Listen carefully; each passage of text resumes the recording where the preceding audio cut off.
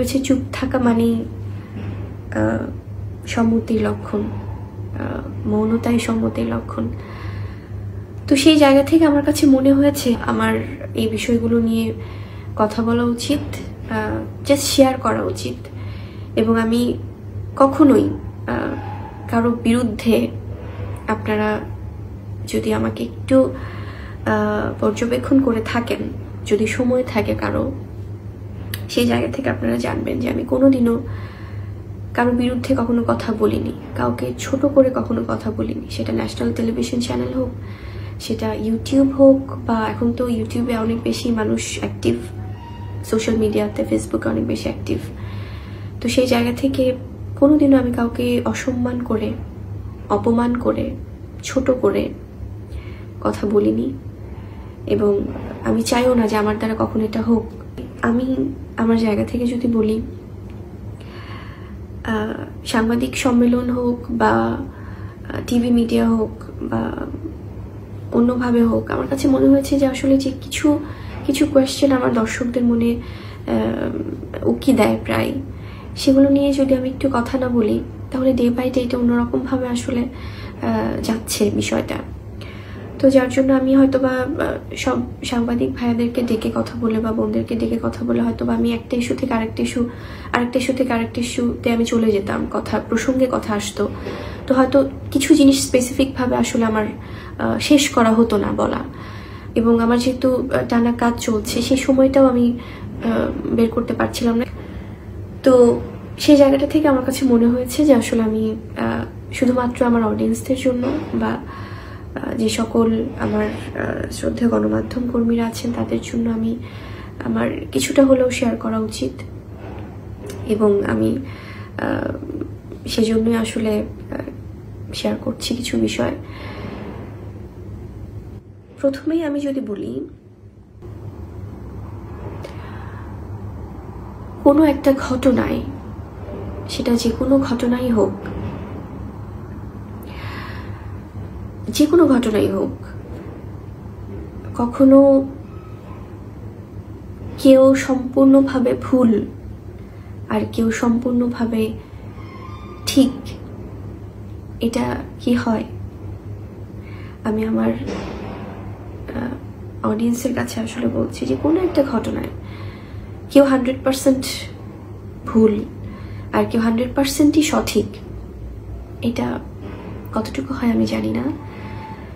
আমি আসলে যখন 2016 থেকে কাজ করি, এবং 2016-তে যখন আমি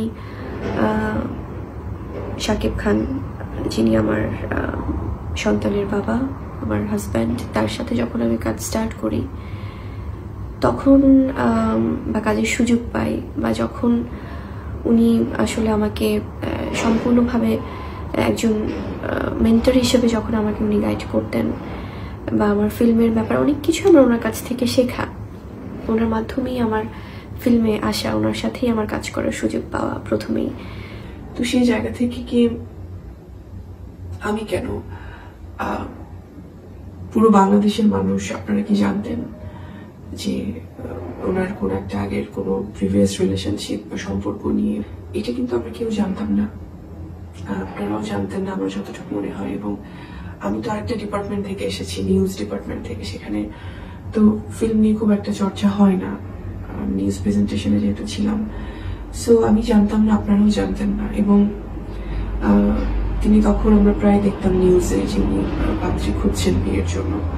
এনিওয়ে, আমি সেই জায়গাটা থেকে যখন আসলে 2017-তে আমরা প্রথম যখন জানতে পারি এই বিষয়গুলো, তার কিছুদিন আগে থেকে কিন্তু আপনারা অনেক যারা আসলে বিষয়গুলো জানেন তাদেরকে তো ডিটেলস বলার প্রয়োজন নেই। আমি অত ডিটেলস আসলে বলতেও ওই সময়টা আসলে এখন তো সবাই অনেক ব্যস্ত, তো একদম অল্প পরিসরে আমি শেয়ার করছি আপনাদের সাথে। আমি আবারও বলছি, আমি কারো সম্পর্কে এখানে কোনো অভিযোগ না, কোনো কারো বিরুদ্ধে কোনো কথা না। আমি জাস্ট আপনাদের মনে যে কোয়েশ্চেনগুলো প্রায় আপনারা জানতে চান আমার কাছে, হয়তো অনেকে বিরক্তও হন যে কেন উনি এই বিষয়গুলো আমাদেরকে ক্লিয়ার করেন না বা শেয়ার করেন না।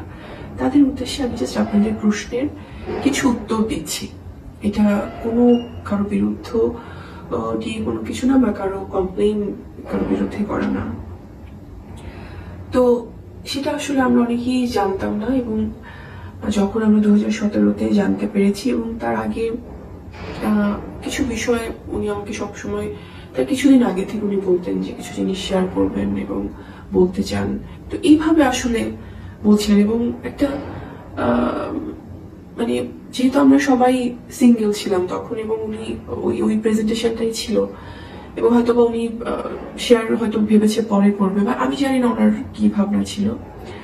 তো একটা ভালো লাগার ব্যাপার তো আসলে ছিল, এমন না যে প্রথম মুভি থেকেই, তা না, আস্তে আস্তে করে গড়ে উঠেছে। এবং কোনো খুব প্রেম বা খুব বন্ধুত্ব এরকম কখনোই শুরুতে ছিল না আসলে আমাদের, কারণ আমরা প্রফেশনালি সবাই কাজ করছিলাম। কিন্তু উনি চাচ্ছিলেন সেটেল হতে, এবং বলেও ছিলেন যে উনি সেটেল হতে চান, এবং উনি ওভাবেই আসলে ভাবছেন। তো যখন আমি 2017-তে এই বিষয়গুলো সামনে আসলো এবং আমি জানলাম, এবং সেই জায়গাটা থেকে তাকে জিজ্ঞেস করার পরে উনি ওই ভিডিওস থেকে বা ওই ব্যাপারগুলো থেকে সে নিজেও অবাক হয়েছে যে আমার কথাটা কেন আসলো। ওনার সাথে যিনি ইনভলভ ছিলেন, যিনি সম্পর্কে ছিলেন, অপু বিশ্বাস, উনি অনেক সিনিয়র আমার থেকে, অনেক বছর ধরে কাজ করেছেন, এবং তাকে অবশ্যই আমি সম্মান করি কাজের জায়গা থেকে, কারণ ওনার সাথে কখনো আমার সামনাসামনি দেখা হয়নি, কখনোই দেখা হয়নি। এবং তিনি আমাকে সেই 2017-তে সেই লাইভ প্রোগ্রামে আসার আগে উনি হঠাৎ করে আমাকে ফোন করেছিলেন, এবং অনেক বাজে ব্যবহার করেছিলেন, এবং আমি বুঝতে পারিনি কেন। কারণ তিনি আমাকে কোনো কিছু জিজ্ঞেস করেননি, কোনো কিছু ক্রস চেক করেননি, কোনো কিছুই ছিল না, সেটা খুব বাজেভাবে ব্যবহার ছিল। এবং সেই ব্যবহারটা আমি ওটার জন্য আসলে প্রিপেয়ার ছিলাম না।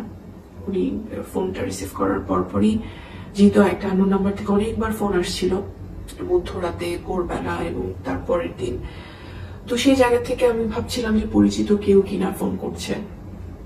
তো ফোন রিসিভ করার সাথে সাথেই উনি খুবই রিয়াক্ট করেছেন, এবং সেটা উনি নিজেও স্বীকার করেছেন পরবর্তীতে যে উনি খুব বাজে ব্যবহার করেছিলেন। তো সেই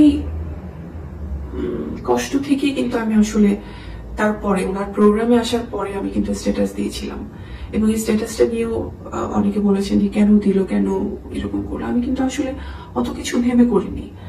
আমার কষ্টের জায়গাটা ছিল যে আমি তো কিছুই জানি না। আমার জায়গাটা থেকে ছিল যে আমি তো আসলে যেভাবে করে আমাকে প্রেজেন্ট করা হয়েছে, আমি তো এটার মধ্যে নেই।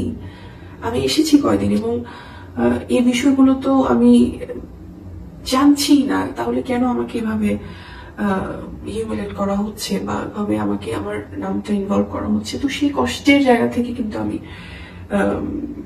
একটি স্ট্যাটাস দিয়েছিলাম, এবং হয়তো শেয়ার করেছিলাম, যেটি আমি হয়তোবা মন খারাপ থেকে দিয়েছিলাম। তো যখন 2017-তে আমি জানার পরে, আমি যখন ওনাকে আমি জিজ্ঞেস করেছিলাম শাকিব খানকে যে ব্যাপারগুলো আসলে কেন আসলো, বা আমাকে কেন এখানে ইনভলভ করা হয়েছে, আমি তো এত কিছু জানি না, এত ইন ডিটেলস আমি জানি না। তো তখন উনি খুব মানে ইমোশনাল হয়ে বলছিলেন যে আসলে আমি অনেকদিন ধরে বিষয়গুলো নিয়ে আমি বলতে চাচ্ছিলাম, এবং আমার কাছে যেটা মনে হয়েছে যে এখানে ইউ আর নট ইনভলভ, যেটা তো আমাদের মধ্যে, তার আগের সম্পর্কটা নিয়ে আমি বলছি যে আমাদের মধ্যে এটা অনেকদিন ধরেই, আমি তো ওনার সাথে বা আমি তার সাথে, অবিশ্বাসের সাথে আমি 1 বছর ধরে আমার তার সাথে কোনো যোগাযোগ নেই, এবং যেটা অপুদি নিজেই বলেছেন আসলে উনি লাইভ প্রোগ্রামে। তো তার সাথে তো আমার কখনো পার্সোনাল কোনো প্রবলেম হওয়ার কথা না।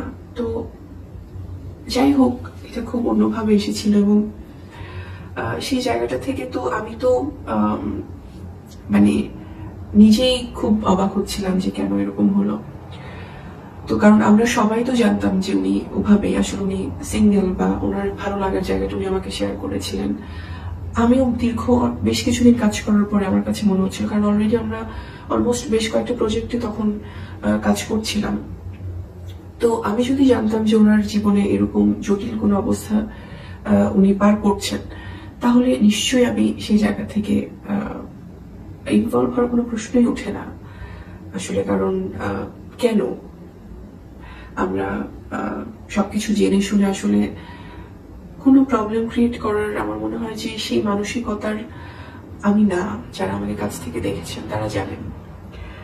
তো যাই হোক, ওটা জিজ্ঞেস করার পর উনি বলেছিলেন যে আসলে এখানে তো এটা অনেকদিন ধরেই এরকম হচ্ছে, এবং তার সাথে সে নিজেই বলেছে উপবিশ্বাস টেলিভিশনে যে তার সাথে আমার 1 বছর যোগাযোগ হয় না। যখন শাকিব খান আমাকে বলছিলেন এই ব্যাপারগুলো, পরবর্তীতে যোগাযোগ হয় না। তো তাহলে তুমি তো আসছো কিছুদিন আগে, 1 বছর তো তুমি ছিল না তার আগে, যদি আমি একদম টাইমটা ধরি। তো তার আগে থেকেই তো এই ব্যাপারগুলো ছিল। তার জায়গা থেকেও যেটা হোক, এবং আমি যদি পরবর্তী